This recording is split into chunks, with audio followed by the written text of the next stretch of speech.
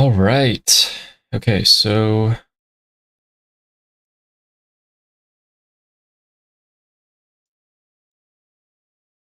4 hours, that is nothing. We've gone much longer. That's crazy. I personally can't stand being there for more than like the amount of time because after Armin leaves, people usually kind of go in circles with their arguments. And there we go. All right. Thanks for joining, guys. I'm going to start off by giving you guys some updates about what's happened lately.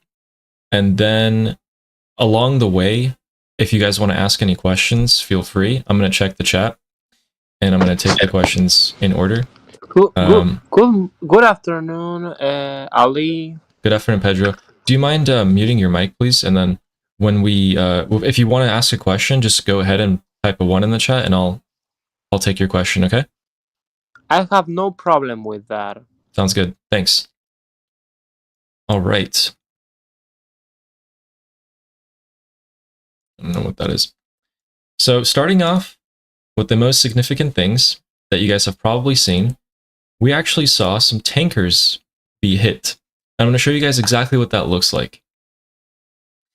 It looks like right off the port of, I think it was Jask, 3 tankers, I assume Iranian flagged, were hit by the United States. And they actually caused oil to start leaking into the Gulf.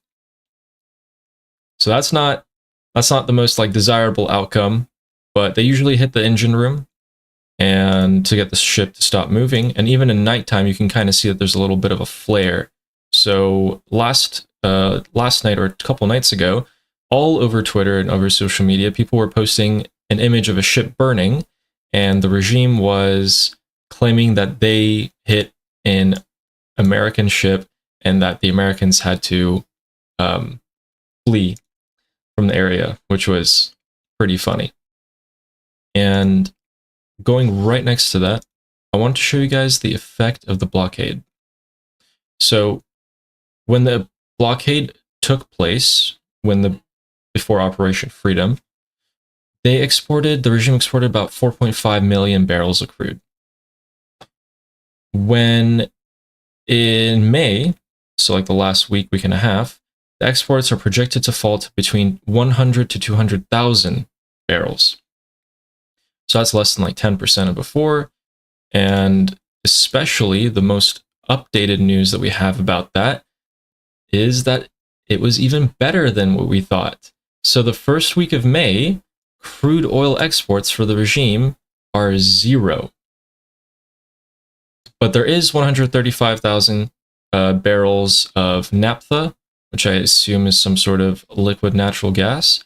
So this blockade has been supremely efficient, and I'll get into why that has like really good effects for the Iranian people in particular. But I wanted to show you guys the oil dump from Kharg Island itself before we go into that. So this image, I've kind of showed it before. You can kind of see that the oil leak is actually twice the size of Kharg Island. These little white circles that you see, these are huge containers.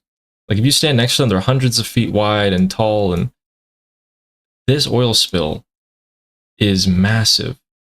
And it's currently headed for the United Arab Emirates. Why does that?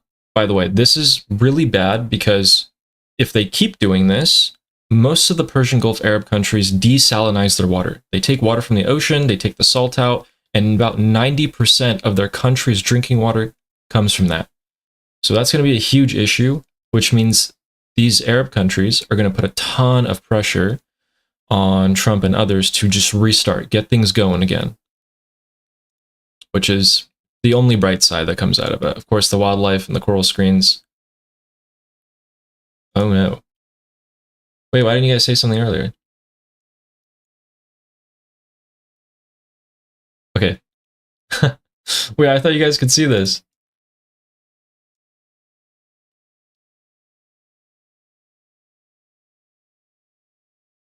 Okay, can you guys see the screen now? Yes, we can see that. Okay, cool. All right, so I'm just going to go ahead and show you guys real quick again. What the tankers look like from a satellite view is this, okay? These 3 tankers were hit off the port. And what's really bad about this is that these tankers that the US hit, they hit them in the engine room, which is about the stern, the backside of the ship. They're starting to leak oil now. So I guess we hit them a little bit harder than we thought. This oil, it's a lot. Like this is, kilometers long of oil that's being dumped in there from these ships. But it's nothing in comparison to the Harg Island dump, which you can see here is twice the size of the island. This is bad. This is what I was talking about, that the desalinizing thing is going to have problems. They can use deeper layers of water, not particularly because you can't just pick up the tubes and like move them or make them deeper in a short period of time. But the thing is, this amount of oil is not going to destroy them. Like it's not going to cause droughts of drinking water. But if the regime continues to do this, it will. They don't care about the environment. They'll do it as long as they want. And the regime is claiming that they did not dump the oil in the ocean. Of course. I promise you, there's going to be a ton of people out there in the world that are going to believe that and are going to believe that the US are forcing them to do this or something like that, right? So there's always that. The next thing I showed was this. All this means is that after the blockade happened, the regime is not able to sell their oil anymore. And they were projected for right now to only export about 100 to 200,000 barrels. The reality showed that in terms of crude oil, and this is Said Ghassanijad is the right-hand man of Prince Joseph Pahlavi, and he's an expert in the Iranian oil industry. He is saying that they had no barrels of oil sold or exported. They got some liquid natural gas from a pipeline, I'm assuming, but this amount is literally nothing. This is nothing in terms of what they were exporting before. Let me get that. All right, we're going to go on from that. We're going to go into this capital city of Iran. As you guys know, there's a question. Tell me, Ali, what did Maher Tusi claim the blockade is more effective than airstrikes? Yeah, so we'll actually get into that right now. Do you see these guys? We call them orcs. You might find them similar to what the Ukrainians call the Russians during the Ukrainian war. So these guys, the ones with the turbans, they're a bit more ideological. So even if you cut a lot of the money that you've been giving them, they might still come up on stage and wave an AK around and, look like heroes and stuff, right? But what about these guys? Look at these guys. You can see on the bottom right, this is IRGC. That's an IRGC truck.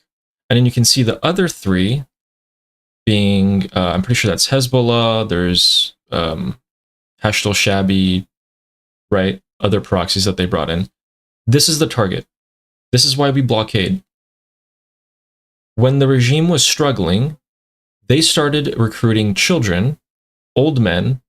If IRGC officers had cousins, friends, they would literally just give them duffel bags of dollars and say, hey, just come here, hold this AK, stand at this checkpoint.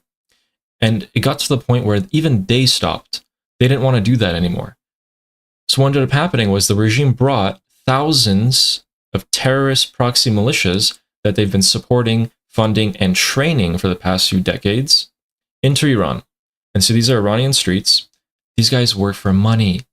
They literally jihad for money. I guarantee you that these guys would not stay here if they weren't being paid. If you don't pay them, 2 things are going to happen, in my personal opinion. 1, when the bombs start dropping again, which they will, these terrorist proxies are going to start looting and killing and then running if they don't just run immediately. So those two things, looting, killing, or running. They're not going to turn on the regime. They're going to go for the unarmed civilians, which at the end of the day are always going to be the victims of any conflict of any sort. When that happens, you're going to see a lot of social media stuff about how they're going to portray these people as Iranians, and they're going to say that Iranians are turning on other Iranians because of economic conditions. They're forced to kill their neighbors for food, etc., etc. You're going to hear that propaganda a lot.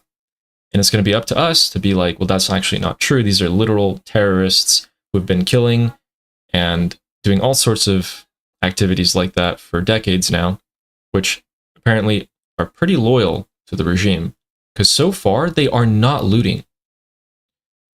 How did the Islamic Republic treat Iranians in the Iran-Iraq War? How did the Islamic Republic treat Iranians in the Iran-Iraq War? Okay, look, they actually treated them in terms of their safety slightly better than what they did in this war. Back then in the Iran-Iraq War, at least there were sirens.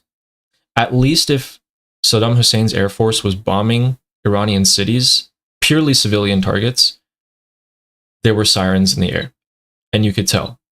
And in the entire city would have their electricity cut off, everything would go dark, and cars were pretty used to it, so in front of the car headlights, they would put these like heavy pieces of plastic, like tinted plastic, so that the light was pretty muffled. And then Danny, go ahead, just if you want to type your question, if it's easier for you, but if not, go ahead, open your mic. Okay. No, one of the things in fact, I just wrote it down that before the uprising, one of the things they have to do is basically declare that the Hashad al-Shabi and all the other foreigners will be shot, will be executed on site immediately. No POWs, nothing else. And from a legal point of view, that is the correct way of doing things. That they are classified, all these people from the outside are classified as under humanitarian law as mercenaries, and they do not have the same rights as soldiers do. So you can just say, if we catch you, you're dead. That's it. No ands, ifs, or buts about it. And it's very easy to do it, because if you catch somebody with a gun that doesn't speak Persian, then they're a mercenary. Legally, they are a mercenary. Yeah, the question is who's going to catch them. And then, also, by the way, after you guys ask your questions, if you could do me a favor and close the mic, because sometimes there's a bit of echo. Thank you so much. It's more of a question of who's going to catch these guys. So if you were trying to put like troops on the ground to go and catch these guys, oh man, ton of casualties. Urban warfare produces the highest amount of casualties compared to any other type of warfare. And that would be an absolute nightmare for the US, for Israel. It would never happen. And the Iranian people themselves would not be armed to the point and given enough training to be able to do it on their own. Which is why the perfect response is to just cut their funding, have these guys go. When the bombs do start dropping, though, you're right in that we have identified these guys. We know what they are. They're holding guns. That's the easiest way to tell them. They're going to be in these trucks. They're going to be grouped together.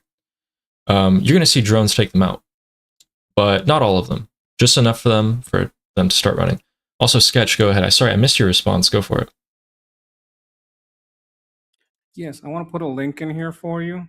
This guy's very good on shipping stuff. He has a channel called What's Going On in Shipping. All he's talked about is shipping for, I don't know, like 5 years or whatever. Like, that's his whole thing. Like, he covered, remember that ship that went sideways on the other side near Egypt? Remember that? You mean recently, or was that a while ago? No. This was like a year, 2 years ago, 3 maybe. I'm not sure now. Big deal. I forget the name of it. What? It was in the canal in Suez. In the canal, yeah. Okay. Yeah. And what was the effect of it? Is that what you mean? He just covers shipping. That's my point. That he's been doing it for a very long time. Now, what he noticed in that, and you can see in that video, is that when that ship got hit, it wasn't under load. And what does that mean? It means they were already letting the oil go. Are you talking about the ship in the Suez in Egypt was hit? No. I'm just saying he's been covering for years, and that's an example of an event he covered. Gotcha. Today, this video link is about the ships that just got hit, and he's analyzing the video and telling you, look, I know how ships work. This ship, I'm watching it get hit. It's not under load.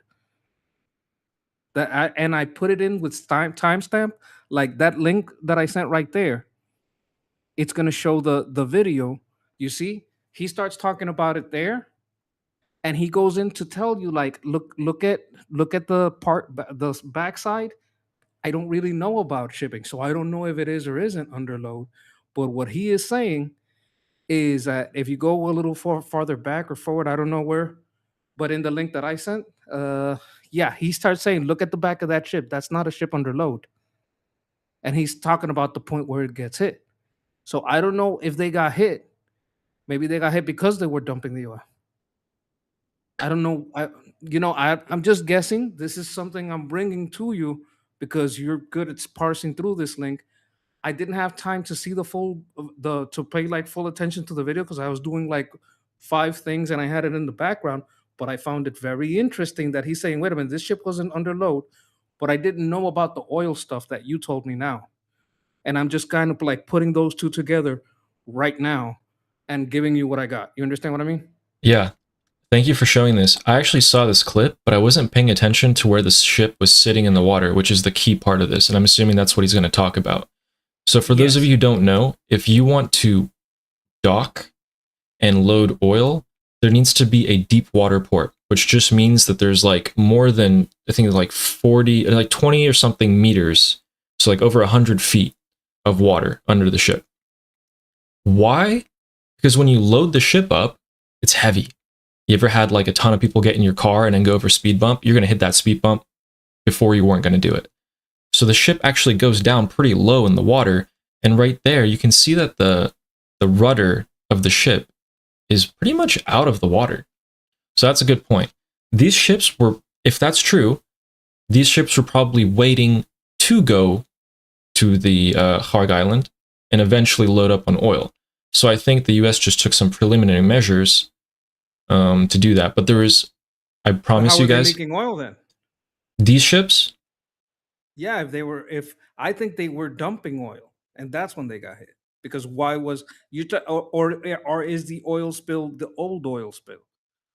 These ships started leaking. Ships they hit start leaking. These ships started leaking oil after the US hit them. So I'm assuming that they were hit. Are we sure that it was after? That's my question. You understand what I mean? Yeah, I see what you mean. They could have been dumping before, and that's when they got hit. And maybe that line was all the way up when they started dumping. And by the time they noticed, they scrambled the jets, they get out, they've already dumped. And that's when they got hit. That's the logic I'm thinking, like, wait a minute. Oh, there's some ships dumping. Oh, damn. How far are we? Like half an hour. Okay, go get them. Maybe half an hour, an hour. How much would it take a jet to get there? I don't think it would take an hour. But how long is it before they notice that they're dumping oil and hit? If that's what happened. I don't even know if that's what happened. But you see that? Now, is that before or after? Because I don't think a hit in the engine room is going to do that. Yeah, it's a good question. Or third option, they got hit and they just dumped the oil anyway so they could blame the Americans. Yeah, so I'm more inclined to think that because of what I'm seeing here, that they were not dumping oil, because this is actually fairly close to land, which doesn't really mean much, but that means that they were probably waiting for something, like they were parked there for a bit. And we would have caught that on satellite before. I didn't see anything about that. I've only seen them leak oil after the strikes. And it's actually quite difficult to leak oil off the ship, off the side of the ship, because most of this oil is actually stored beneath the deck there. But who knows? You could absolutely be right. That's why I don't understand the leak, because I'm seeing where they got hit. I don't understand why they would leak. It doesn't make sense. The leak doesn't make sense to me. I want you to look at the strike. If you look at the strike, I was like, why is this thing leaking then? Yeah. It doesn't make sense to me. So I wanted to bring that up. On the troops coming in, sometimes a force will just, take the women, take their property. The IRGC is already confiscating the property of a bunch of people. They're already doing that. That's already something that they discussed on Iran Revolution Live. Like, they're confiscating bank accounts, they're confiscating stores. Why wouldn't they say, hey, you know what? You're down with the cause, just take these people's house. Take the wife and kids too. We'll kill the guy. You know what I'm saying? Like they do with the Yazidi woman. Yeah. Or just take the woman, take them with you, and that'll cause enough pain to the locals so they'll stop mouthing off against us. That kind of thing. Like, that's another payment that they can pay with if they can't pay with cash. So these proxies won't do that because they're under strict orders to not do that. The seizing of the assets is something that's been happening for a while now, but it's happening, and however much they can seize will never be able to be enough to fund what they need. It's more out of a tactic to keep people under control without being violent and forcing them back on the streets again. But the thing is, everything that the Islamic Republic does or doesn't do hurts them. And I think Kat Miowski wanted to respond. I'm not an expert, but I think if you would bomb a ship after it dropped oil, you would have burning oil in the sea for days at least. And it would reach maybe Bahrain, maybe Qatar. It will not, I think, maybe correct me if I'm wrong, it will not end up burn all the way until it reaches like land in such a tiny place. If it helps in any way. And another way, you know how water is heavier than oil? So it just floats. The oil floats. So, and it doesn't have where to escape in this area. It's like it has to go somewhere and destruct something. It's like it's a horrible situation. Like the dumping of oil in this specific place is the worst possible place to do it, if any. Yeah. So what you're talking about is correct. So those oil tankers, they're leaking oil here. The big oil dump on Kharg Island is over here. This is the one that we're worried about right now because they can keep dumping oil from here. And you're right. When that does have a place to go, which the current will just take it, the water around it pushes that oil, it's projected to land here in about 10 days from now. Now, that amount is not going to cripple a country like the UAE, but if they do more of it, it will. Also, this unfortunately does happen to be a marine protected area. Yeah, go for it. 10 days, isn't it like a lot? And I was actually thinking earlier, you mentioned this, so if it's going to take 10 days, I did not know that, isn't it better to actually burn it before it reaches land? You know, there's a lot of problems with that. I don't think anyone would want to see an image of the Persian Gulf on fire. It also can get out of control, like tiny bubbles or whatever go. There would be anywhere. Yeah, so that fire could be hard to extinguish. At the same time, there's going to be a ton of extremely, extremely toxic chemicals that are released into the atmosphere. When you burn oil like this, it's not as destructive as like Chernobyl. Like if you got close to Chernobyl at that time, you would get cancer and you die, sometimes within 24 hours, a week, a month, right? This is not as deadly as that, but it is almost just as deadly. So if you breathe these in for like a few days in a row, you're going to die. And in fact, we're actually seeing that. especially in this area. Yeah, and we're actually seeing that because Ukraine hit one of the biggest oil refineries in Russia. And what that did, I think it was somewhere around here, the top part. I think it was the Black Sea, somewhere around here. And what that did was it created a black cloud, hundreds of kilometers, so like about 200 miles wide. I think it was 400 kilometers wide. And it is currently somewhere around here. And it is. What did it bomb? They bombed an oil refinery. And that oil refinery got set on fire. That's different though, you know, because it's like it's endless supply. Kind of. That oil still needs to be brought in to be refined. It's but anyway, my point is that it's extremely toxic and it's extremely worse looking politically to just set it on fire. But you know, I'm saying the fear here is to dump more of it. What is already done is more of a wake-up call for these Persian Gulf Arab countries to get in the game. They've kind of been on the sideline this entire time, just been very defensive. Pedro, did you want to respond? Yes, I want to respond about this. Yeah, go for it.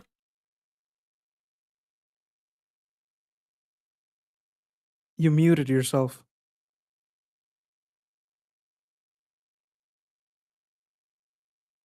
You can also type your question, Pedro, if you'd like. You muted yourself, Pedro. If you're on a phone, sometimes the screen will go dark. And when the screen goes dark, it mutes the mic. So what some people like to do when they're talking on the phone is take off the auto screen off. And that How can I take off the auto won't. screen? Okay, there we go. It's in the settings. Do you speak? Are you more of a Spanish speaker? Yeah, I'm not a Spanish speaker, but I speak English perfectly. So yeah, it's in the settings. Guys, you hold find up. it in the settings and screen settings.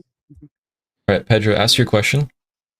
Yes, so one person is claiming that the blockade is not working, like it says. The regime doesn't give a flying fuck about the economy. Never has. They will always have enough money through extortion, manipulation, and sanction blockade evasion to pay their thugs to oppress people, their proxies to cause chaos and stay in power. If push comes to shove, oil will be dumped in the Persian Gulf and everywhere elsewhere to avoid damage to production. One person claims that, which is false because we have evidence. Actually, not only do they not have evidence, but every piece of empirical evidence, every data point that we've been able to collect from the US Treasury to everything else, private companies, proves the exact opposite. That they are actually destroying the regime economically. And remember, of course, that's why it's better to not trust on a person's opinion and always trust on official sources such as Iran International, Morad Vaisi, the U.S. Department of Treasury. yeah, Like, this is my opinion. yeah. Only So trust on official sources if you want to know deeply about that. So Pedro's point, guys, is to not only just listen to random people making these points, but if you do want to listen to them, make sure that they actually have evidence to back it up. And if they don't bother yourself. Just save your peace, move on. Just know that you do have logic and evidence to back up your claims, and they don't. So no matter how loud someone says things or how confidently, it doesn't matter if they don't have anything to back it up. Okay, we're gonna, Cat Lady, I'm gonna come back to you. Dan Moore had a question.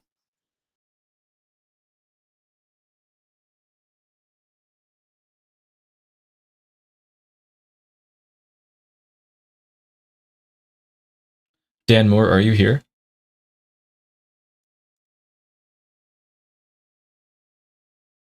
And if you would like to type your question, you can as well. There's no worries. Danmore says, I can share how to know if a ship is loaded or not by appearance. Okay. Sketch, do you want to respond in the meantime? Yes, I was gonna say that sometimes if it's a person it's nobody, they got no sources, nothing, but they have a lot of engagement. It could be two reasons. It could be genuine engagement. You can kind of tell by the comments. If a person has 5,000 like likes on the post, but they got no comments, it's probably robo. But if they have a lot of comments, this is a person with a lot of engagement. While you could quote tweet them with actual facts to counter them, or you could reply within the replies to counter, and that way you put your resourced answer out there. But if it's a person it's a nobody and they got no engagement, then it's kind of a waste of time. So I would understand why you look at a person that maybe is not has not sourced anything and doesn't have a lot of presence into what why they matter. But if they have a lot of engagement, then you gotta you gotta suss out, is this person real, is this person robo famous, and from there decide if you want to engage. Yeah. Good point. Thank you. All right. So Dan wanted me to pull up the picture of the tanker again. So here we go. And then actually, I need to kind of pull the chat over here so I can see what he says. And Dan, do you know if your mic is working this time?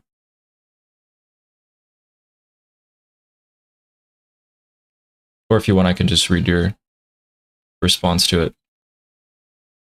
Go ahead and type your response, and whenever you've done typing it, I'll bring it up. Okay, thank you. Cat Lady, did you want to respond? Yeah, it's not a response, but in the previous subject, I remember vaguely something that happened in Iraq, maybe in the Iraq war, some oil field or something burned for a long time. Do you remember something like that? Yes. So Saddam, it was a very unconventional tactic. What he did was he dumped a bunch of oil into the Gulf to create a smoke screen, and he set it on fire to create a smoke screen so that American planes couldn't see where his stuff was. And it didn't work, like at all. Because we don't use archaic technology, like the US didn't use archaic technology. But yeah, So he burned his oil field?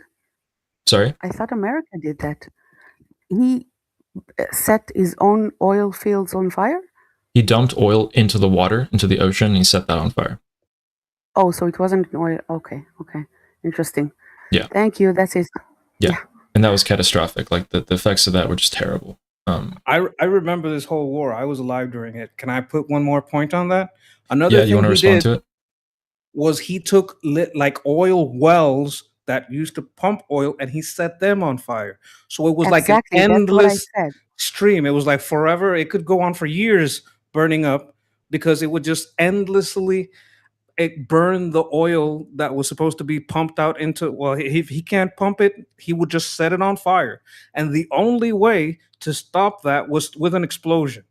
It was, if you look at the old videos of how to turn off Saddam's oil wells, it was a pain, and the amount of oil burning under pressure, because it was coming up at pressure. Jose probably remembers how hard it was to turn the oil wells when Saddam started burning them, because it's like it's like constantly burning. This war was soldiers with like a huge fog behind them, like black fog of like the burning of the fields. Yeah. Yeah, thank you. Jose, did you want to respond to that? Yes, please. 2 points. It was the Kuwaiti oil wells and oil that he put in there, not his own. And I believe they were capped off, Sketch, by United States oil workers because they put out fires on oil wells all the time. They sent those guys in, I think. If I remember that being what we were being told, well, how those fires were taken out. Yes, sir. Yes, sir. So, oh, by the way, we just came over from the other chat. It just finished a little while ago. Cool. Yeah. So speaking of Iraq, I actually had some news about that. and then we're going to go back to questions. Before we get there, I just wanted to show you guys that we have completed the 10th week of internet blackouts in Iran, 10 consecutive weeks, and we are entering the 11th week. So that's 1,680 hours done. Now, the only ways that you can get internet in Iran are that the regime does sell internet, and they sell it to regime supporters. Now, what those regime supporters have done is they take the gigabytes of internet that they're allotted, and they sell them to other people for exorbitant prices. That is pretty much the only way that you can get internet. And it's extremely expensive. You can, however, do international calling. There are still lines, telephone lines that you can buy, which are also extremely expensive. For example, you can buy like 250 minutes of international calling. The equivalency is probably around like, it's like $10. So 250 minutes for $10 that's like 1990s level of communication, probably even a bit more expensive actually. So going on to Iraq, we actually have the most important and significant part of this upcoming proxy economic support thing coming up.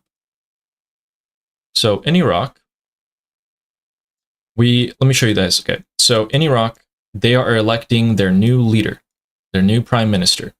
And this prime minister is actually in quite a pinch because from one side, he's being pulled by the United States, and from one side, he's being pulled by the Islamic Republic of Iran. He's received severe endorsement by Trump. You know, Trump is doing his whole show, calling him a good guy, hopes that he wins, endorsing him with promises of financial support. At the same time, we all know that most of Iraq is actually largely under the influence of the Islamic Republic. And so what the Islamic Republic did is send one of their top guys called Ghani into Iraq a few weeks ago to gather the Iraqi supporters of the Islamic Republic and for them to elect a prime minister, which it seems like al-Zaidi was their final candidate. What's happening now is the Islamic Republic is super sussed out that Trump is being so supportive of al-Zaidi. So they're actually sending Ghani back there, is what reports are suggesting, to make sure that everything's, there's no loose ends. If the Iraqis are fragmented and fractured for the next coming weeks, I believe that will do enough damage, as much as you can hope, at least in this short amount of time, for these proxies to not group up, be united, and to go into Iran when they are needed. Let's see here. I think we had a question from Danny Renan. Oh, sorry. It's not a question. It was about the oil wells in Kuwait. One of the things is you put it out by an explosion, but you still need a lot of water to cool it down. And they were talking about it would take a year just to lay the piping to pull even seawater out. And there was a young engineer, I think it was from Bechtel here, looked and said, "Wait a minute, we've got lines here. Just turn the pumps around and pump the seawater directly in the pipes that were delivering the oil." They did it instead of taking a year; it took a month. Gotcha. There's a couple things I want to address. So they are still hunting down Starlink users. So there was a report of a man who was beaten to death recently. A lot of people are saying that he was selling Starlink, like he had a whole shop that he had set up during this conflict where he was selling Starlink terminals to other people, and that is why they were able to track him down and get him. But yes, if they do see a Starlink, if they saw satellites on the back of your house during the early days of January, they would storm your house and check to see if you had Starlink, and they would take you if you did. There's another thing. Dajjal was saying, I just want to say this, Dajjal, don't say that, because Iranians will not like that statement. So it's true that Saddam Hussein fought against the Islamic Republic, but he largely employed various and nefarious ways to kill Iranians, and Iranians do not. We see him as a horrible human being. He did use, chemical weapons against Iranians, and etc. He actually bombed cities indiscriminately, just killing thousands of civilians throughout the war. So, yeah, just a word of advice there. Do you know why that mess happened? Why? What mess happened? The Kuwait War. So, from what I can simplify it to, is that Saddam came out into the UN or was talking with different countries, and he said, "Hey, United States, is it okay if I go invade Kuwait? I want to take their territory." And the US was like, "We don't care. Whatever." No. It's something like that, but not that. Well, I'm just simplifying it. What Kuwait did was Kuwait was going diagonal into the Iraqi field and getting their oil. And Saddam was like, "What the fuck is this? They're taking my oil. I have a right to retaliate." And they were like, "We're not getting in the middle of this," because they don't see a good guy in this, right? But Saddam, instead of taking the territory where they were digging sideways, he decided to take over the whole country. And that's where shit got bad for him. Yeah, so I was just simplifying it like super hard, but you're right. They were digging into Iraqi territory to get oil, and Saddam did not want to lose those resources. So he invades the country, and he asked the US first. The US said, "Whatever you want, man, we don't care." He did it, and then the US kind of actually did care. So they got pressured by some of the Arab Gulf countries to try to stop them. Iraq was also largely weakened from their war with Iran, which they couldn't win due to the Iranian military being extremely powerful from the Shah. I think Jose wanted to respond to that, actually. Well, another 2 points. Yes, that was Sketch is right. That was what was happening, but what triggered it. But it was also I don't think the United States is going to do anything. And Saddam might have been weakened, but everybody in the region was scared to death of him. Okay. That's why Bush was able to create such an alliance very quickly and get them in there. Especially people in Iraq. Well, not the people in Iraq, but we're talking the Saudis. You got to remember, okay? You got to remember, the Saudis put out a picture of out in the desert of a backhoe digging graves. You can see these graves in the sand for miles and miles and miles deep. They said they built 50,000 graves for the people that were going to die on their side during the war. And this was just before the Americans showed up. Gotcha. And Guys, Norman. Let's try and keep I'm going to say one more thing about Iraq because I have a question about it, and then let's try and bring it back to modern day. So someone had a question. Why did George Bush force to turn Iraq into a democracy after ousting Saddam? Trump stated that it's up to the Iranian people to claim their freedom with weapons to avoid the Iraq mistake. So, super brief, the Iraqis were super fragmented. As soon as they took out the Ba'ath Party, they started pointing their guns at each other. Iran, that will never happen. 85 million, roughly, of the population wants the regime gone, and they are pretty set on that. About 3 to 5 million of the population in Iran are regime supporters. So there's basically just two sides.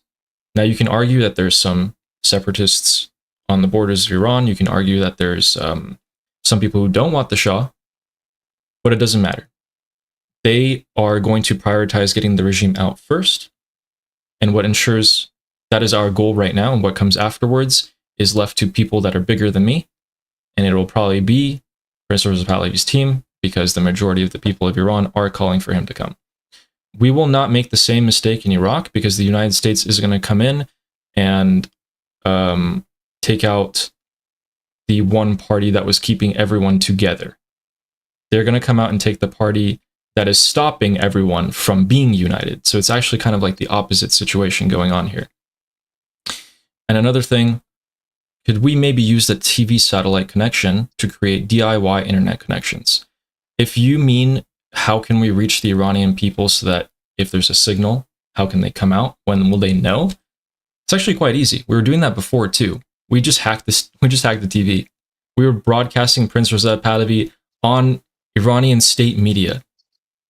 It's like if Donald Trump is being broadcasted in North Korea, like to an average. It's like, it was crazy. It was a historic moment for us Iranians. We will be able to reach them. There's also tons of connections. Like I'm personally in contact with people in Iran who do have Wi-Fi, and I've been able to provide Wi-Fi for some of them. It's extremely, extremely difficult, but you can get information in and out. It's really not a big deal. The biggest signal for when the people are going to come out is the same as it was before. It just happens. We don't get to choose when it is. They will just start coming out. And then they will get a sort of unified direction as to where to go, just like last time. All right. Awesome response. Like I didn't expect the response to be so clever. Like that is up to the people to fight for their freedom. Like Iranians also doesn't want a person being controlled by another country. Like they truly love their country. Do you know that? Yeah. Yeah, he knows Absolutely. that, dude.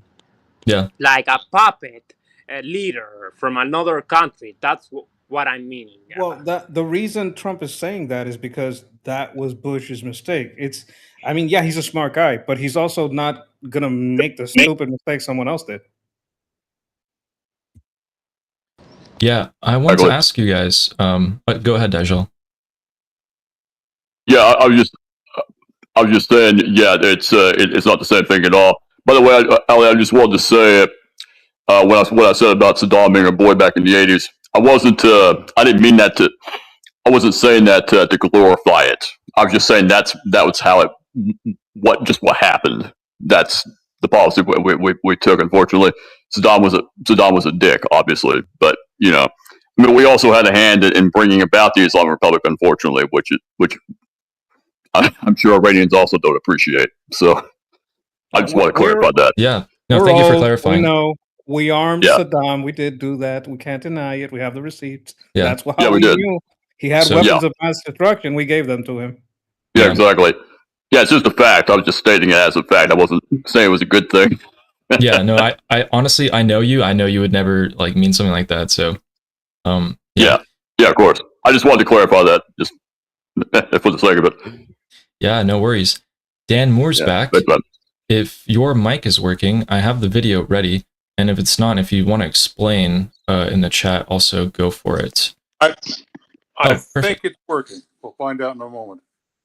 Is it working? It's working. Okay. Okay. I wish I had a pointer.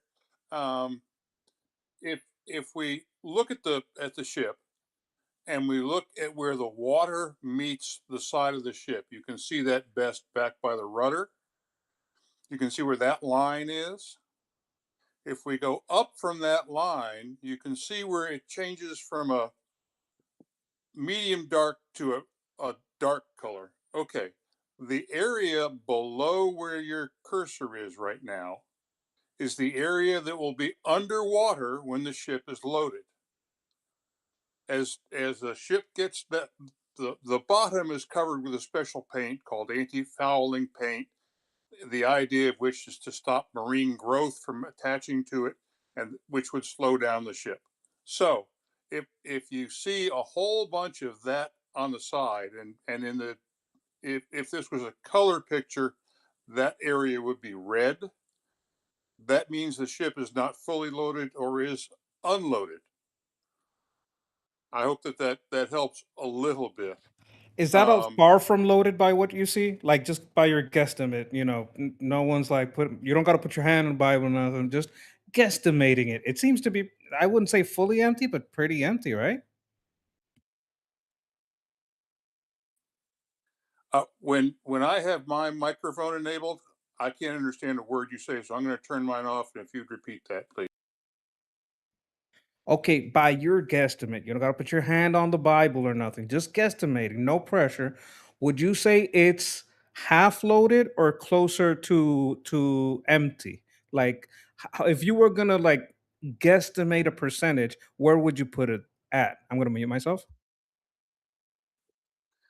Without knowing how much farther down in the water that ship goes, it's impossible to say with any certainty. I can say that the ship is certainly not fully loaded. If you once again look back by the rudder, just in front of the rudder, you see a cutout where you can see through to the water on the other side.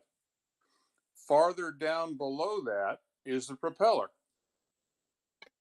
And the propeller on most single screw large ships, when the ship is completely unloaded, you'll see about a third or as much as a half of the propeller complete out of the water.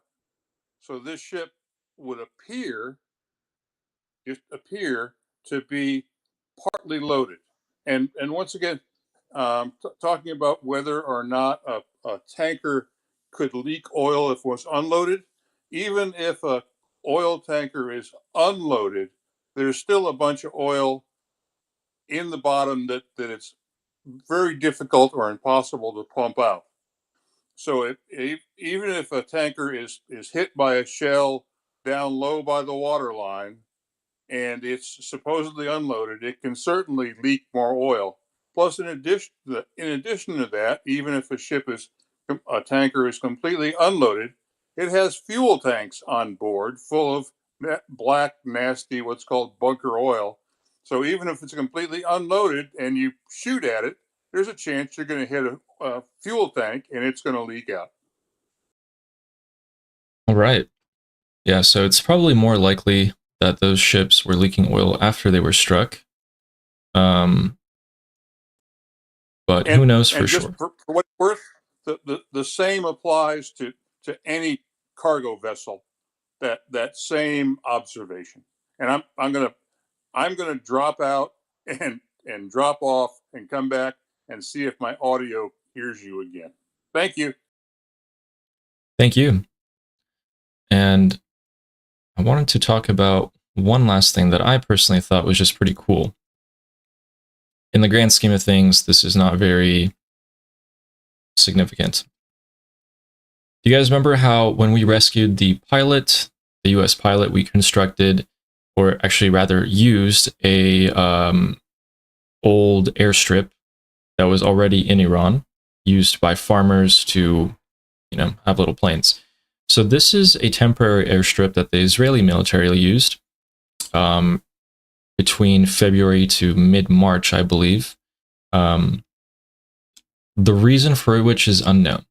So when you hear airstrip, you're thinking, okay, well, they probably, jets, warplanes. This airstrip would most definitely not be used to conduct operations with $1 billion worth of equipment. This seems more like special operations to me, which Are you trying to share a screen? Because you're not. Oh, I'm not? No. I don't know how Armin does this, really. Like, you have to keep track of 10 different things at once. Okay, now it makes sense why he likes the mod so much. Okay, I get it now. So this is an airstrip. I'm going to show you guys where this is around on the map, okay? So this is actually in Iraq, and this is actually kind of near the border of Saudi. And it's believed that the Israelis use this airstrip here, which looks like this, on a dried out lake bed. This is not very much verified, and it's impossible to verify it because the people who would be using this, most likely special forces.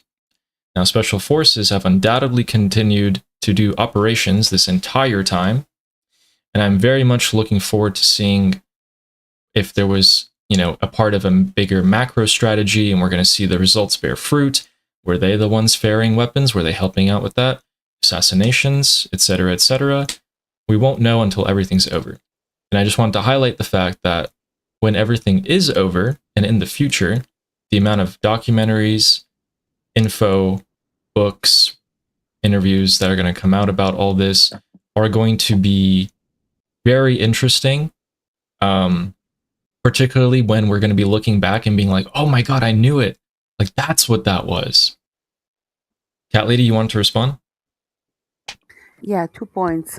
One, it's going to be, I think the word you're looking for is legendary. And second, I told you before, I think, I am occasionally tracking the flight radar, and this is exactly where the fueling planes are. This is where they go back and forth. Exactly where. I don't know if it has any connection, but it's right there. Gotcha. Thank you. And then Jose, Yeah. When I saw that strip, I thought of one thing: crop dusters. So they can run helicopters out of there or small prop planes, but the big refueling tankers, no way they'll land there. It's just too risky. Oh no, I'm not saying they land there. They only land in Ben Gurion. I know that. Okay. But they go. They have this whole trip, and I actually one evening saw a couple of dozens at the same time. Actually, Yeah. but they go to Jordan, and they're exactly at this place, and go into the more to the area of Qatar or the Emirates and back. That's their Okay. route. Yeah. No, that could make sense. And if they're doing that, they might be doing running cover for for that little airport. Because if you have targets flying over, you're not going to pay attention to targets lifting up from the airport. Oh, that Just makes a saying. lot of sense because they need those planes hidden from radar, but they don't want to hit other planes. So they're putting those planes to cover for that. Possible, yeah. Mhm. Sketch. I was gonna suggest a movie. I know we can't like get our facts from movies, kind of like based on true events. There's also a documentary I can recommend on it. It's called American Made with Tom Cruise, and you'll see them using very small planes, different types of small planes, all the way up to some military planes, and you can see some of the airfields they use. Now, this isn't like a lot of this, they're just guessing what happened in their personal lives, but when it comes to some of the operations and some of their places that they're landing and what it was like, they keep it pretty close to real. So just for funds, because it's a great movie, and to get like an idea, like okay, so planes can kind of take off under these conditions. It's a fun movie to watch, and it will show you like a big plane because he goes he starts with small planes and then keeps going up. He's working for the CIA. His name is Barry Seal, and he got he was working for the CIA. Started working with the Contras. They had an airport down in Mena, Arkansas. He got caught, but Bill Clinton let him go. And they were running the Contra operations, and they were like, "Hey, you'll make money. Don't worry about it." They started running cocaine along with bringing and sending the Contras, right? But they had to do this in very small airstrips, and they would land big run guns. It's specifically an operation of running guns to the Contras and bringing Contras for vetting and training. So it's similar in that aspect, and it's just a fun movie to watch, a crazy movie, but crazy stuff happened. And it just so happened that all the evidence of that operation of the Iran Contra, it blew up in Mena, Arkansas. Not it blew up in Murrah, Oklahoma, when Clinton became president. Everything about Iran Contra was stored there. All those floors disappeared. It's just a fun little thing that happened. Jose, you want to respond to that? Yeah, I just remembered something that Sketch was on the other channel with me. That guy that was talking about building these, that he saw two Marine Corps at a warehouse building the trucker. Sketch, remember that guy? I remember that. They were building like the drops. The drops. Supply drops. Wouldn't that be a perfect landing field for it? Near the border, they can get it across the border without risking the RGC getting it for that supply drop for those products. If I was gonna do it, I'd probably do it like that because I'd have to probably transport it. Yeah, you'd have to switch it to a different kind of plane. You'd have to not repackage, but yeah, I get what you mean. Yeah. Okay. For those of you that weren't on that call, there was a gentleman that was a truck driver, and we had a problem with him because the stuff that he was telling, I play paintball, and it could have very well been a paintball situation they were setting for, except for the fact that it sounded like there was like 3,000 units of armored vests without the armor, radios, cheap Bafang radios, a lot of stuff, Amazon type products that you get for cheap that he was said he saw. And Armin said, whatever, you're a conspiracy theorist. But he came back on later and he said he was delivering cheap Chinese made K-bars to it. My biggest problem with the description before was I didn't hear any weapons, and there at least had to be something if you're going to drop it into Iran for them to fight with. And then Jeffrey came on and said that, well, they would do that there, and I could see the K-bars going there too, but they would move from there to another base, and that's where they put the ammunition and the guns with. Because you don't want to drop this here and that there, separated. You want to drop groups for like a company or a squad of 20 or something like that together. And that's why I said it sounded to me like a perfect drop point to sketch. So my opinion on the weapons thing is that, one, it's already happened, and that's why everyone's just started talking about it all at once. But also the Pentagon is the most elite intelligence bureau ever. Why would they choose one separatist Kurdish group that might have failed, then it failed, and they were like, okay, well, game's over, GG guys, pack it up, we failed. No, they chose different avenues, and they chose different groups to do it. Heck, you could even, there's a ton of ways, right? So it's already happened by now.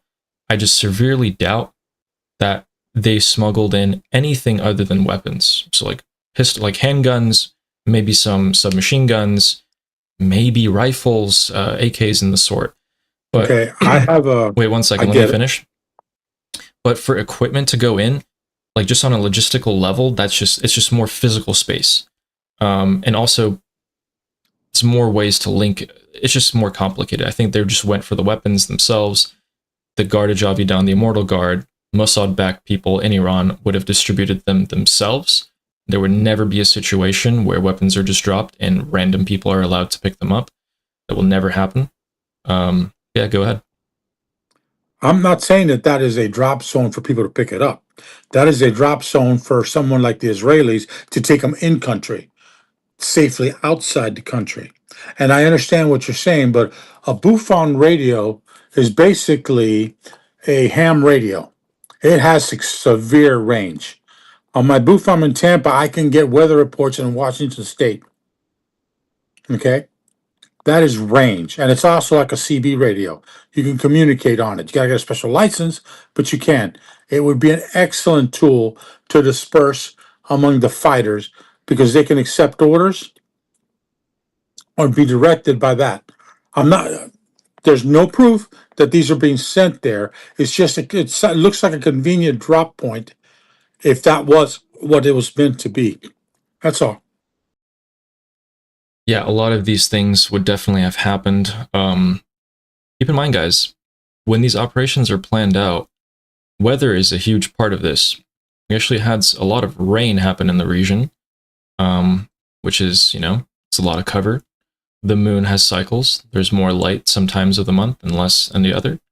All of these things are at play.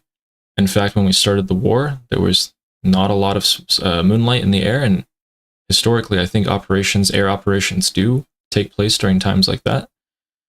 Yeah, it's very interesting how a lot of small details and just everyday kind of physics will dictate such massive scale operations. Yeah, Sketch, go ahead.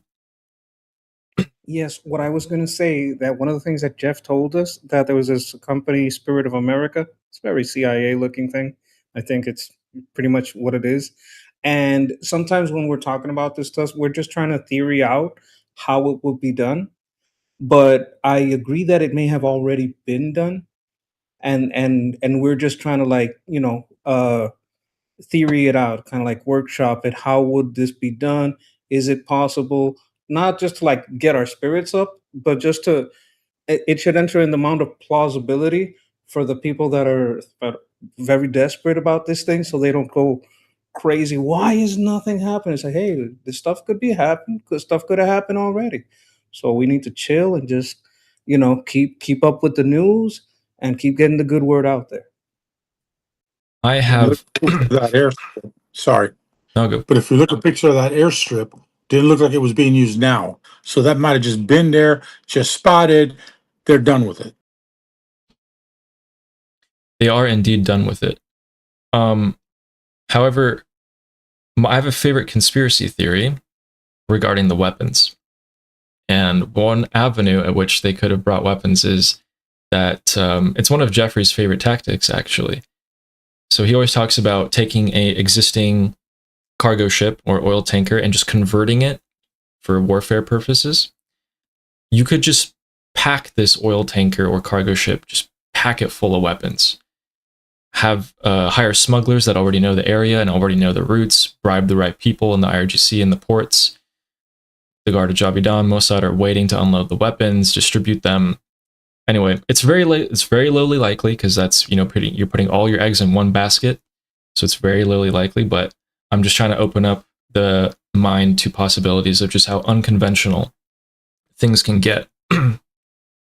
Speaking of ships and water, these are underwater sea cables. These control way more than they should. So a lot of the financial transaction data go through this. Sharing stuff, we're not seeing it. Yeah, sorry. Wait, let me finish this. Amazon Web Services, Google, a lot of tech companies, they need these to have conductivity between countries. So this is actually how the internet works, if you didn't know. It does go underwater, just like this.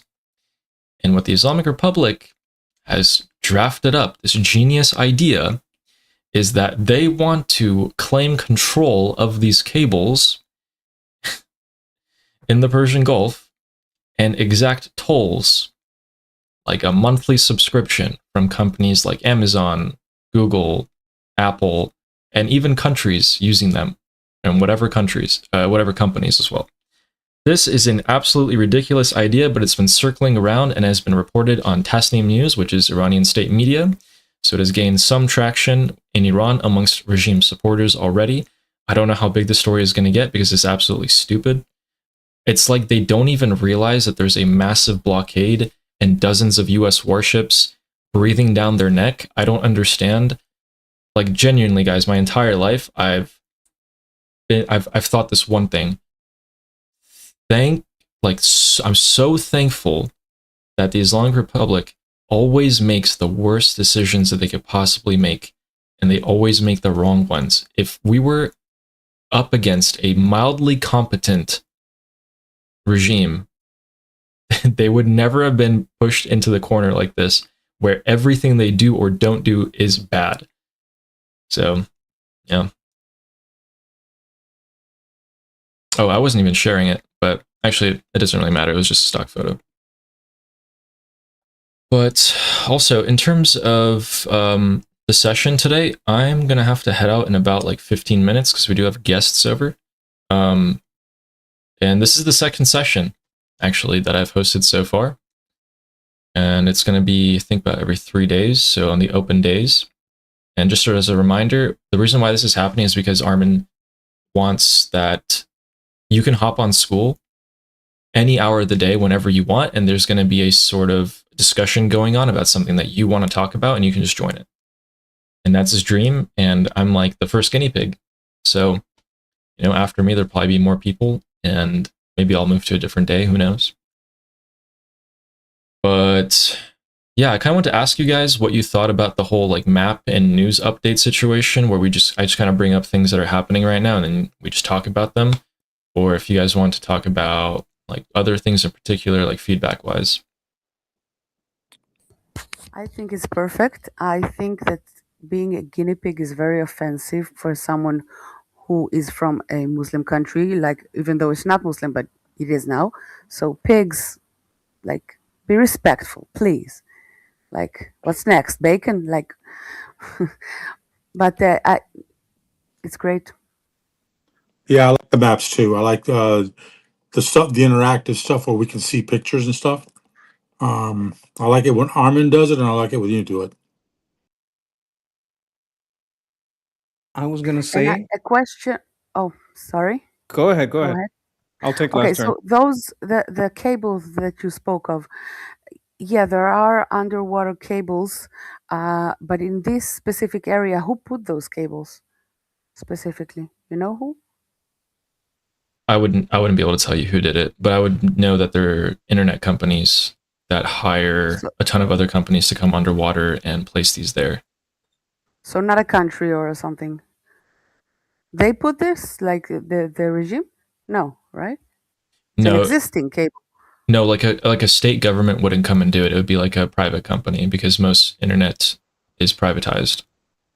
Okay, They so would do it they're in just like concert piracy. with, right? They would They're just like coordinate. pirates. That's no, but it's already there. That's what you're saying, Ali. They don't own them. These underwater Oh, cables aren't owned by the Islamic Republic. They are going to be pirates and claim them. But it's ridiculous perfect. because there's an entire United States Navy like right there. So, And you can shut it off from the other side, like. well, you don't want to shut these off. That's like the worst case scenario. Shutting these off is catastrophic. Like the world, I think the world financial system will pretty much immediately collapse if you shut them off. Like within 24 hours. It's never allowed to happen. These cables are huge. Like they're huge cables, and I think literally 99% of the cable is just protection. And there's like tiny fiber optics that like run through, and it's like this entire thing that just protects that one slight like small Didn't cable. this already How on happen? earth would they be able to take over that? They won't. No, they would drop an anchor and pull it until it breaks the cable. Listen, In such case, they won't be able to use it. listen, if I like, But you know how Armin's the Durka whisperer? I don't even think Armin would be able to understand what is I going through their head understand. on this one. I can explain it because this happened before. This isn't the first time. I think it was the Chinese that did this, or the Russians. They did something. No, I was the Russians. Russians. So he knows what I'm talking about. This already happened, right? And they damaged the cable. They didn't get to break it, but it was the Russians they did it, and they did it at the start of the Ukraine war, right? And they did it in Europe. So what this would, and it was like everybody was like, "Wait, what is going on here?" And everybody went on that because it would be disastrous. But the thing about being like the Darko Whisperer, okay, so these people believe in that if they do enough damage, everybody's going to go against them. And when you have a country that everybody goes against them, that's when the Mahdi or something like that is coming. So they don't have a problem with having the world against them. They don't have a problem with collapsing the system, including their own system, because they don't have a problem with contaminating everything because they think, oh, there's going to be a new world. So we can contaminate this one. God is going to bring a new world, and we're the what I would call the main character syndrome. They got main character syndrome where they think they're the main character of the story. So we're the main characters of the story, and yeah, if you drop an anchor, you pull on that cable. That's the problem. I see a lot of lines, so there may be a little redundancy there. You're supposed to have a little redundancy in the Oh, yeah, system. big time redundancy. But They Scats, have it's to true, rip but out. it's not true. So they do want chaos and all of that, but they're also kind of pragmatic from time to time. They're not completely without logic. But I agree with your previous point, Ali. The worst thing you can have is an evil force against you, an enemy that sometimes says nice things. Because this Sure. is horrible. No one would believe you. You wouldn't be sure if to believe whatever. It's like when you have like when you're in a relationship and you know you're being abused, you see the bruises, that's great. You can deal with it. But it's when it's gaslighting, it's the worst. Yeah. So yeah, that's a blessing. I At think least. they're schizophrenic, like the schizophrenia, like splitting of the mind. I think yes, some of them are reasonable. Some of them are absolutely on this apocalyptic trip. We don't care about the damage to the climate, the damage to anything, because God is going to bring a new world. So what do we care about this old one? So Ollie, can yes, you some of make them are that picture reasonable. larger? Some of them are reasonable, but other of them aren't. And there's 32 commanders, right? So you don't know who is gonna Thank you. go on the crazy That'll side. work. Yeah, that'll work. Okay. From the density, for them to do any good, the Strait of Hormuz, All those cables there have to be cut in half. Good luck. Good luck. That's a lot of cables. Yeah, so what's actually crazy about this is that if you want to hold these cables hostage, you would still probably need a navy. You know what I mean? Yes. Like, these are underwater. They're not floating on top. You can't just point a missile at it from inland and be like, hey, we're going to hit it. You need a navy, and they have no navy. So I don't think a speedboat is going to be able to drop any sort of No. anchor or anything to disrupt this. So this is what I'm It's not saying. only These guys underwater, have... it's in the bottom of the sea. That's what I'm saying. So Right. with Yeah. a speedboat, even if you were to drop an anchor, it's not going to do anything to this because the anchor is not big enough. It's not heavy. There's nothing that they could possibly do. They don't have a navy anymore. If they want to exact tolls or some sort of fees from this, they would have to be able to exert some sort of control, which they are no longer capable of doing. So this is just complete bogus. Yeah. It's just a completely stupid plan, which does serve, like, the only thing that it does, realistically, two things actually. It scares some people in the world who, like, just generally don't know anything about this conflict. But two, the regime supporters are like, oh yeah, we're powerful. No, Okay, yeah, we knock that out. can still win, and they're going to eat that up. But there's Hey, Ali. realistically, sorry, 1 second. There's realistically Okay. nothing that they could possibly do here. So when you guys hear any sort of plan that sounds kind of outlandish, just never going to happen. Plus, let's just say they did drop an anchor, they did tear a cable. Well, now what? Now you're going to have everyone before that wasn't, you know, maybe willing to enter the conflict, definitely going to enter the conflict now. And if they don't, well, you just destroyed your only leverage. Your leverage was, hey, I'm not going to destroy it, but I could. Now I did it. So, well, all right. Yeah, go ahead, Jose. Okay. I think it's funny that I understand the regime is gaslighting its own people and telling them that they're winning the war and they're a superpower too and all this shit. But it's kind of funny that the people of the regime actually think that the Abraham Lincoln's been hit 5 times now and forced to retreat 5 times. You know what I mean? That's hysterically funny. That those 3 destroyers were all hit and all forced to retreat. That's hysterical. If they had sunk in as many warships in the United States as they were talking about, we'd only have 2 carrier forces out there, not 3. Okay? So it's funny. The people believe it because they want to believe it because they're trained to believe it. And to me, it's hysterically funny, Ali. It's just extremely funny. But at the same time, as long as they have that base there, it's going to be a problem. Because, yeah, there's no way they can do that. I mean, even if they had someone to drop depth charges, I don't think that'll be good enough to cut more than a couple of those lines, and that's about it. Okay? Because if they've been sitting there for as long as they have, they got barnacles on them. That's sea structure. That shit can tear a ship through a ship's hull. Okay? No. Not as simple as you think. That's why the Russians couldn't do much. That's all I had to say. Yeah, I'm going to show you guys the only thing that the Islamic Republic Navy is now. Okay?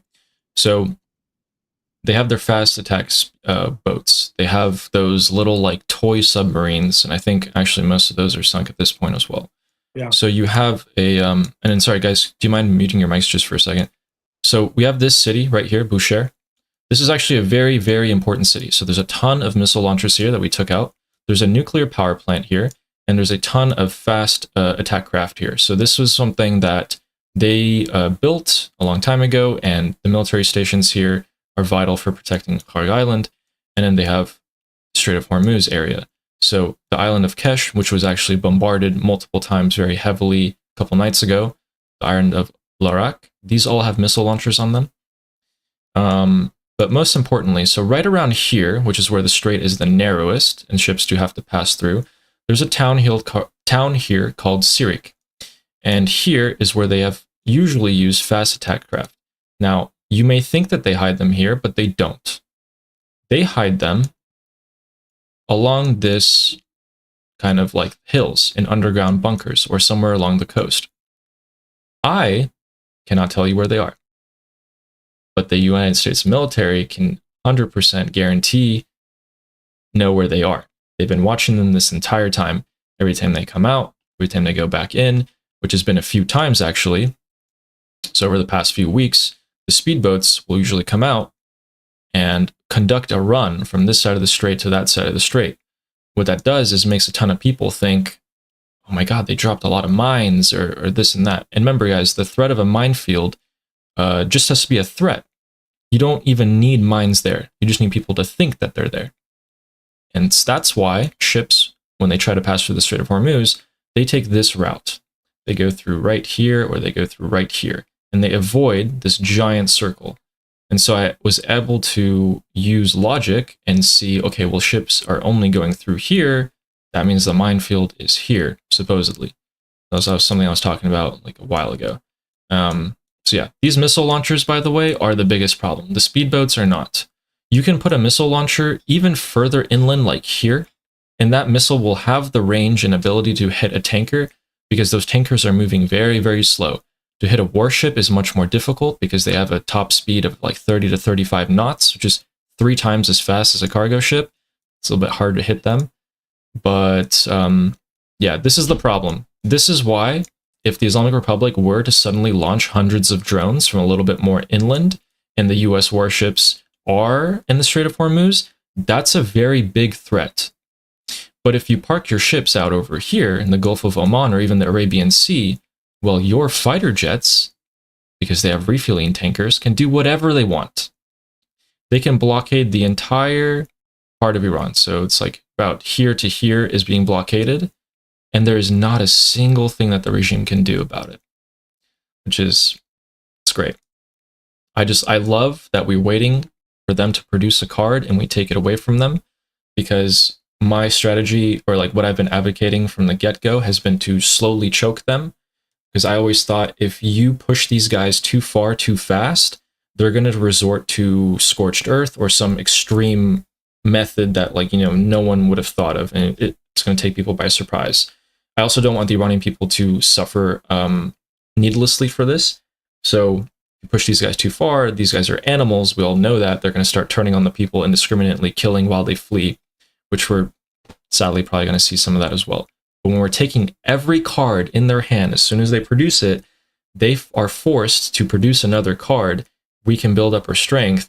And that is why I think at this final stage, we're going to hit them extremely hard, probably one of the biggest and hardest air campaigns in history. And it's going to be finished in a shorter amount of time than we did see before, because the strikes lasted about a month and a half. I think this time, maybe even 2 weeks. And hit just as many targets. That's what I'm hoping for, because I think we've reached the point where they are sufficiently weakened so that we can hit them on all fronts at the same time and just finish the job. But that is everything that I want to talk about today. If there's like anything else that you guys want to ask or talk about before I go, I'm going to be here for like 5 more minutes. Sketch, go ahead. Yeah. Go ahead. Yeah. What I was going to tell you was, I'm sorry, I hear it. Is everybody muted? What I was going to ask you was, why didn't they? We just passed three destroyers by there, or 3 battleships by there. They didn't. They sent some stuff, but why didn't they hit it with overwhelming force? Right. I'm going to tell you what happened. That was bait. We passed those three ships by there. I think we rescued 2 boats along with those 3 cruisers that went by. And they hit with, some of what they had. They might have just been probing, but everybody they sent died.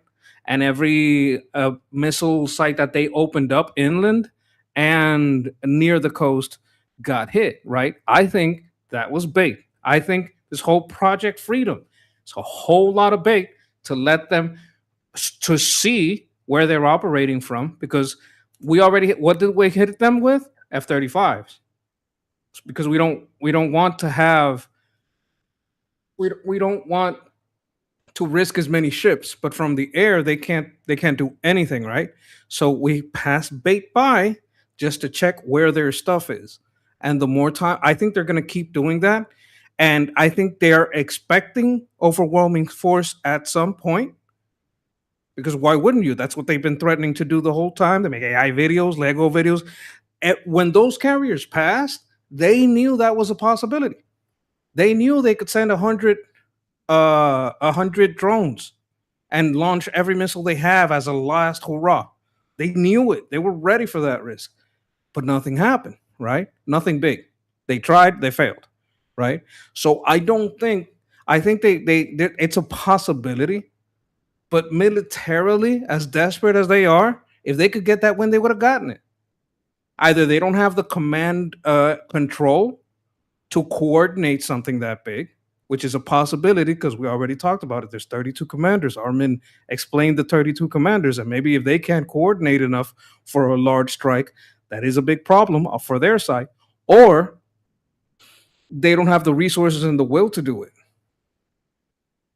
I think we just baited them. They took the bait, and their bite was not that much. And I think we're going to keep probing and taking out these sites. Yeah. Before Jose says something, like 3 destroyers is a crazy bait. So they definitely went in there knowing that those hundreds of drones or anything that could have taken them out definitely wasn't there. Because, at the end of the day, the intelligence is crazy. But you're right. There's nothing they can do. There's nothing that they can do. And I bet you that a lot of the supporters of the regime are wondering why they didn't take out those 3 destroyers. But at the end of the day, inside the regime, the news is being spread that the regime hit one of the destroyers, set it on fire, and that's why the 3 destroyers had to run away. So, it's, we're working on it, on the information warfare. But yeah, I'm not exactly sure why those 3 destroyers themselves went in there. Was it to see were they using some sort of underwater drones, maybe see if there's mines so they can establish a channel to escort ships? Could be anything really. But yeah, Jose, what did you want to say?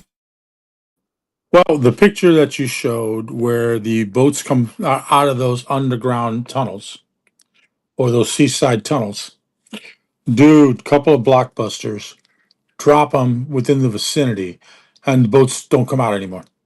Period. Okay, that's an easy fix. That's why they've been probably testing again and again and again and again and again to get them to come out. Again, reconnaissance. I agree with Sketch that those 3, they were destroyers, Sketch. There's no cruisers in the United States Navy. But those 3 destroyers were in there to do 2 things. Bring those boats out as they could. So they had more than just the 3 destroyers. They also had the tankers that were trying to come out, or the freighters at the same time. And if all they did was the little damage they did to those 2 ships, and they definitely didn't hit any of the American frigates, they might not have it. If they're waiting for a carrier to be stupid and put it up in an area where it's going to have very little maneuverability, which the Strait of Hormuz is, no, sorry. Ain't no ship drivers ever going to risk that ship that way. Yeah, and then last thing before I go. So, guys, what Jose is saying basically is that, for example, this is the idea that he's trying to say. If you see a little harbor like this, and you see a ton of boats in there, do you need to drop a bomb on every single boat? No. You just need to destroy this entrance of the harbor, and suddenly 100 ships can't get out. So the entrance of these bunkers, or if they're destroyed, which they most definitely likely will be, they can't get out, serves the same purpose. Save your ammo. Be smart. All right, guys. I'm going to have to head out because I think we're about to have dinner. But that was enjoyable. And then I think about 3 days later, we're gonna have the same session and give more news updates and stuff. So, one quick question: no more oil spills? Sorry, what was that? No more oil spills? No, not that we know of. I checked the satellite imagery from today, and there's nothing new. And then, Cat Lady, did you want to say something as well? Yeah, I'll be very short. You said about it's a short update. Hezbollah in Lebanon, usually when they have big loss and they want to respond, they respond quite maximum 1 day. Last week we killed one of their main guys. I'm not sure who, I don't care. But it took them 3 days or 2.5 days to respond, and they barely responded. Just saying. There's no other reason that I see other than they cannot. All right. Thank you guys. Same thing as Armin says. If you guys want to stay in here and go for it, I'm gonna head out and I'm gonna stop the recording. All right. Great job, Ollie. Yeah, thanks, guys. Yeah, was I gonna can say the definitely recording's see. off now, right? Yeah, recording's off now. I can see why Armin's like, oh my god, there's like a billion It's things like going on. juggling. It's Yeah. like you're juggling. Because three there's a things in ton the of air. like there's like recording stuff like back that I have to do because like Armin wants the recording. So and then there's like the streaming software because I'm streaming this to YouTube, and then there's like reading the chat and like keeping track of like who says what. Yeah, So I can't believe he's doing that. That's just way too much. yeah. But I'm grateful that he is, you know? You're doing I was great, gonna Ali. tell you that this stuff with the cables might just be to scare the markets. Yes. That might be Ali- why too. Because Ali, I don't do think you they can break it like remember? that. Do you remember me telling you like a month ago you have to have a YouTube channel? Yeah, I It remember was that. my idea. I know you only did it because I know. Of course. Yeah. Of You know, course. fun fact, Yeah. I was gonna make a YouTube channel when I went to Iran. So I'm still planning to go. So whenever it's free, I'm gonna go immediately. And I'm gonna start making videos, but they're gonna be like this, okay? They're gonna be like I'm still gonna do this like analysis stuff, but I'm also gonna make videos that are like, how far will $100 get you in Iran? Or stuff Yeah. like that. So things that people want to watch. Yeah. But all I right, went guys. to Iran and then this happened. Yeah. Yeah. All right, thank you Have you guys so Bye, much. Ali. Thank you. You guys are the OGs. Jabbing Great job, Shah. Ali. Really enjoyed it. Thank you. Yeah, and I won't be able to make it every time you're online, but when I can, I will. Yeah. No worries. All right, thank Have you. Good thought night, of guys. Doing a session on days when there's no early open session. Have you thought of that? That'd be pretty good from my point of view. Yeah, I'll bring it up with Armin. That seems like a good idea. All right. Good night, I don't know guys. if it conflicts with his schedule or not, but I appreciate you being here. Yeah, of course. Thank you. All right, that was fun. All right, thank you guys for tuning in. I will see you guys later.